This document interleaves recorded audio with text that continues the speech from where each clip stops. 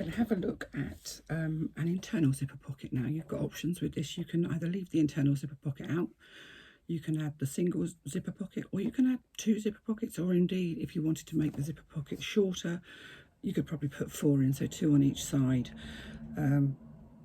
Options, hundreds of them. The same method will apply. The only thing is, if you want to put 2 on each side, you'll have to reduce the depth of the pocket linings. So I have one of my internal lining panels, you can see with the curved top. I have my internal pocket zipper facing panel, which has been interfaced with a non-woven interfacing.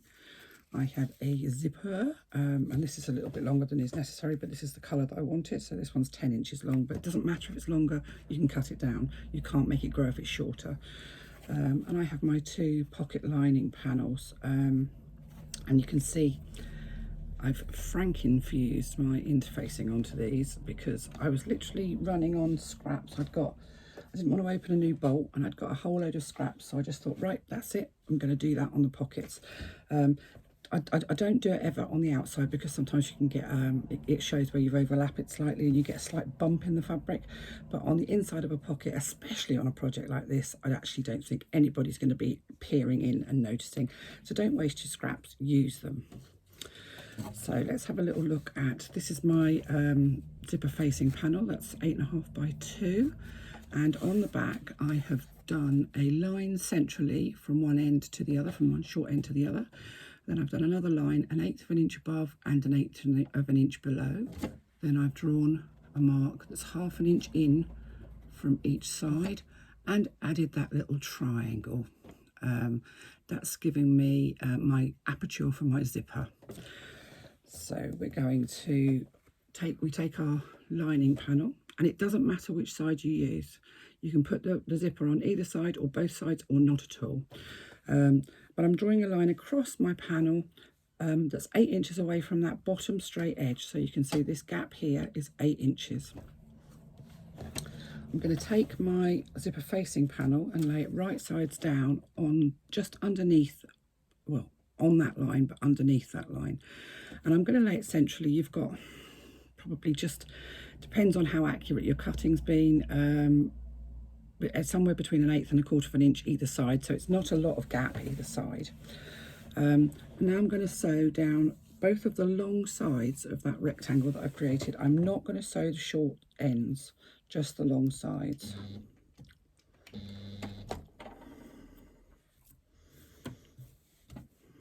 Making sure that I start exactly on the corner. And I just lower my needle in so that it's on the corner to make sure that I am starting exactly on the corner.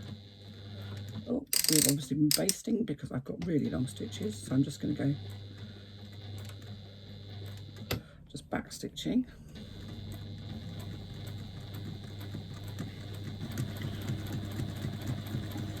All the way along the top edge, making sure that when I come to the other end I stop right on the corner of my rectangle. I don't want to overshoot it or undershoot it, so. And a couple of back stitches just to secure that. Okay, so I'll put my scissors down, there we go. And then exactly the same on the bottom long side of that rectangle. So lowering my needle down into the corner so that I know I'm starting exactly on the corner.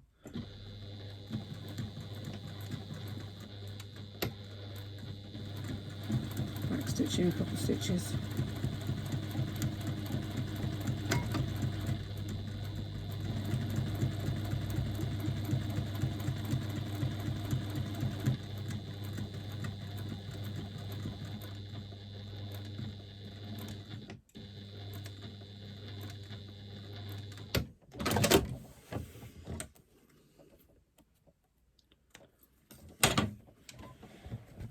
You can see I've just literally stitched along the outside long sides. So I'm now going to take my panel, I'm just going to fold it kind of almost in half. Snip into that central line with my scissors, just enough to get my blades through. And then I'm going to cut down that central line and into those triangle marks that I made at each end, being careful not to cut into my stitching. You don't want to cut into the stitching that you've just done. If you do that, then things will start to unravel, and that's not what we want.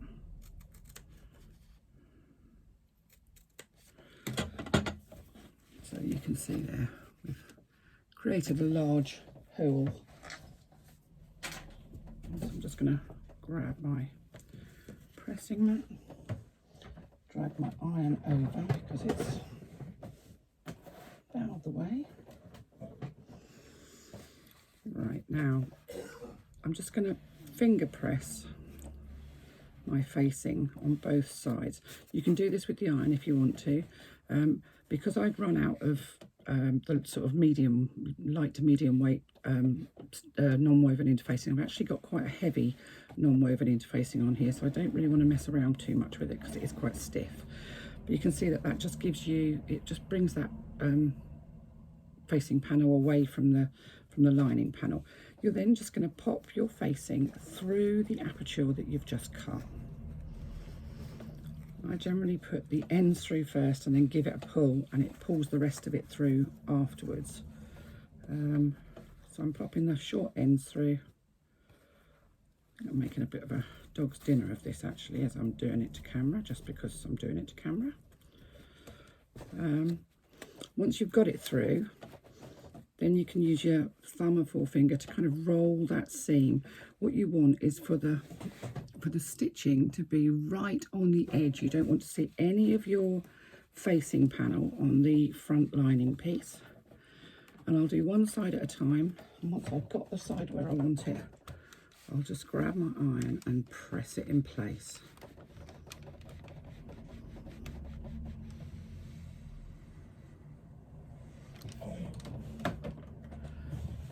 One side, and then I'm just going to do the same thing with the other side, finger pressing it, rolling it between my fingers, just to make sure that the stitching is on the very, very edge and I don't see any of my facing fabric on the front. And again, I'm just going to very carefully press it. What you should end up with is a lovely, perfect looking rectangular aperture. Now the reason I don't stitch the short ends is to avoid puckering. So we have a nice rectangular aperture. If you stitch the ends, you very often find that you get, I can't even show you really, but you get a puckering here on both ends, and it's where it's kind of bulky. If you don't stitch the ends, you do still sometimes get puckering if you're using very thick fabric, but if you're using quilting weight fabric and you're using the non-woven interfacing on your facing panel, then 9 times out of 10, probably 19 times out of 20, you won't get any puckering. And nothing's 100% sure, so that's basically where I'm at with that. So that's my aperture created. Now I'm going to create the pocket. So I have my 2 zipper pocket lining panels, and you know that they are wider than they are high, so make sure that you're using the longer length, so that's the 8-inch side. You're going to take your zipper and you're going to lay your zipper along the top edge of one of your lining panels, right side up, so the pull is actually on the top. Now you can clip it in place if you want to. If you feel that that's what you need to do, then please do. Let me just going to quickly grab my zipper foot because I'm going to need that in a second. She says, there we go. No, that's not a zipper foot. Oh, what have I done with my zipper foot? That's the one. So what we're going to do is, once we've got that in place, and you can clip it in place if you want to, is we're going to stitch this down here using a scant 1/4 inch seam allowance. So a scant 1/4 inch is just less than a 1/4 inch. Now I find this a lot easier to do with a zipper that is actually longer than the required amount. You can get away with an 8-inch zipper here because we've only got a 7.5 inch aperture. But using a 10-inch zipper is just so much easier because you don't have that zipper pull in the way because it's kind of hanging off the end of your lining panels. Just a lot easier. So there we go. I've attached the zipper to the lining panel. I'm going to take my second lining panel, and again, make sure that you're using that 8-inch edge and not the 7.5 inch. Take your first lining panel and lay the two right sides together. If you pull your zipper out from underneath the top panel that you've got hold of and lay the edge of it against the second lining panel, what you need to do is make sure that the two panels, sorry, I'll just move that, the two panels are matched exactly at the sides. They won't be matched at the bottom, but they will be matched at the sides. Once you've got that where you want it, clip it in place if you feel you want to. I never do. And just stitch that zipper down using a scant 1/4 inch seam allowance.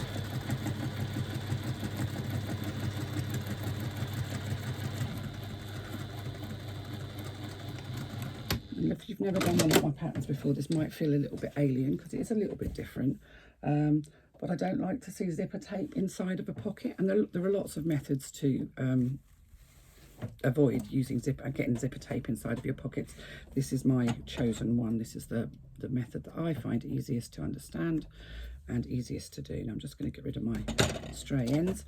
Now I've just turned my pocket lining so that they're wrong side up, so I've got all that interfacing on the top, but my zipper rather is right side up. The pull is on the top. I'm going to take my iron and I'm going to press the seam allowances either side of the zipper out away from the zipper teeth. I don't worry about ironing a nylon zipper. They're perfectly okay to be ironed, as are metal ones in fact. But if you iron your metal zipper, if you're going to use a metal zipper, do be careful you don't touch it afterwards, because you'll end up with 3rd-degree burns. Now I like to just press the other side because this is the side that's actually going to be visible inside of the pocket. So I want to make sure that there are no puckers along the edge of that zipper where you've just pushed that zipper lining out, the zipper seam allowance out. So there we go, that's that. So now we have our zipper attached between two lining panels. And because my zipper is longer, what I'm going to do is I'm just going to pull my zipper pull so that it's within the lining. And just to be sure I'm not going to move anything, I'm just going to kind of put a few stitches through the end of the zipper, just right on the edge of the pocket, just to hold them in place so that the zipper doesn't kind of move. So you can see I've just basically held that together. So I know my zipper pull is on within the pocket itself. And actually, if I wanted, I could cut those off now. In fact, that's exactly what I'm going to do. Boom, gone. There they are. Goodbye. Now, it depends which side of the which side of the lining you're doing. Depends on which way you need to orientate your zipper pull. Either way, what you need is for your zipper pull, when your zipper is closed, to be closest to this curved edge. So on this one, my zipper pull, when I lay it down, my lining is wrong side up and my zipper pull is towards the right when it's closed. Now, normally we're told to have it to the left if we're right-handed, so we can open it left to right, and right if we're left-handed, so we can open it right to left. In this case, both of our zippers, if we're going to put two zippers in, will actually open front to back. It just makes it a lot easier to access everything when your press is in the bag. If you choose not to, it's fine. It really is fine. It's not a major drama. You can do it either way. I just find it's easier to access things in the pockets with the press in the bag if your zipper's open from front to back. So I'm just going to change to my zipper foot.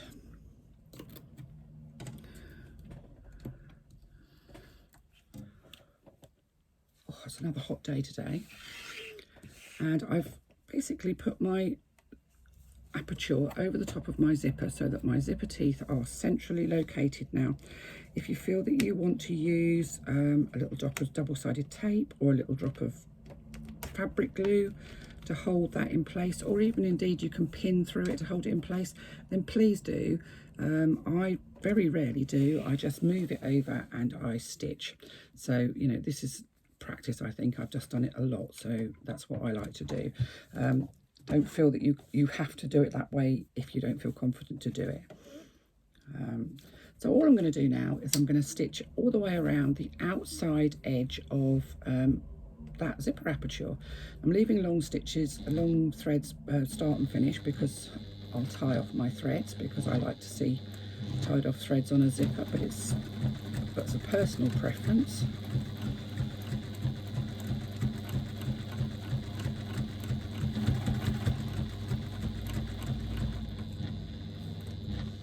Be careful as you go past your zipper head if you haven't got a zipper foot that's nice and narrow.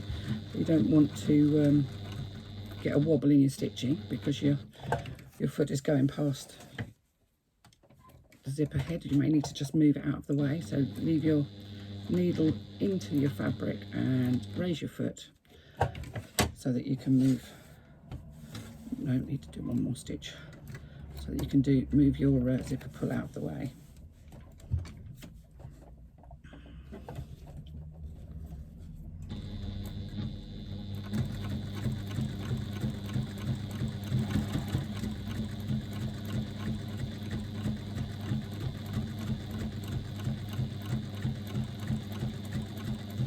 I'm stitching at 1/8 of an inch seam allowance around my zipper because that's what my chosen seam allowance for round zippers. You want to go a little bit bigger.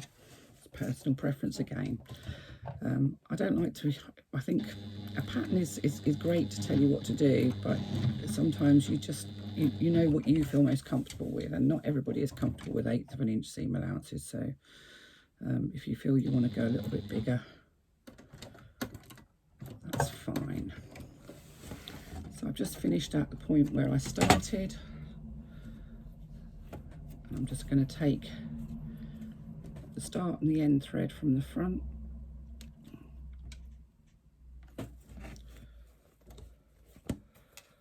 through to the back,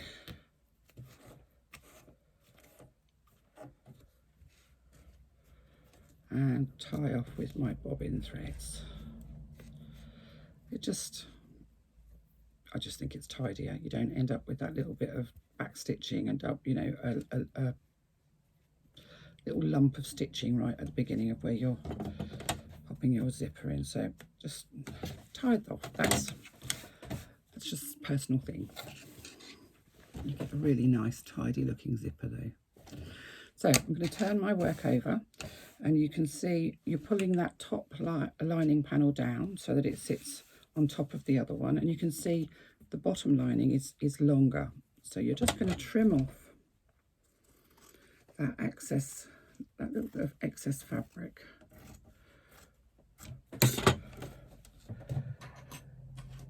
If that bothers you, if you think it's wasteful, then you can make one lining longer than the other, so that they do match up. However, for most people, they find a lot of people get really confused about which one goes on the top and which one goes on the bottom. So it's just easier to trim off 1/2 inch once you're stitched, to be honest. I suppose it's lazy on my part, but it's just easier. So I'm just going to change my foot over. So I've just put those two linings together, and I've just popped a clip in the bottom to make sure that they stay together. Turn my work back over. I'm just going to pull my front lining panel to the side, and you can see here that I have the pocket lining showing. And I'm going to stitch through my facing panel, through my zipper, and all the way around the lining of my pocket to fully enclose it. So unlike some bags where we turn through a pocket, we're not turning through a pocket on this one, so we can fully enclose our zipper pocket lining.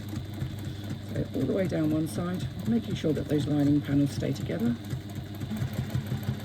I'm using a 3/8 of an inch seam allowance, 1 centimetre, and along the bottom again, just pulling the main lining fabric out of the way.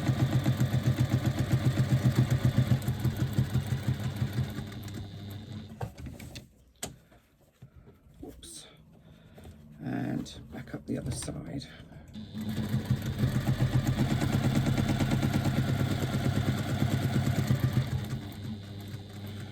Oops, just going to go. I want to get the end of that zipper. So And I'm just going to trim off any excess zipper that I've got, which has got that little metal bit on, so you just need to be a bit careful. And there we are, our zipper pocket is complete and fully enclosed. So there we go, and we can pop our hand in, and we have no visible zipper tape inside of the pocket, which is much tidier, I think. So there we go, that's our zipper pocket, and I will come back and we'll start looking at how we actually put this thing together now.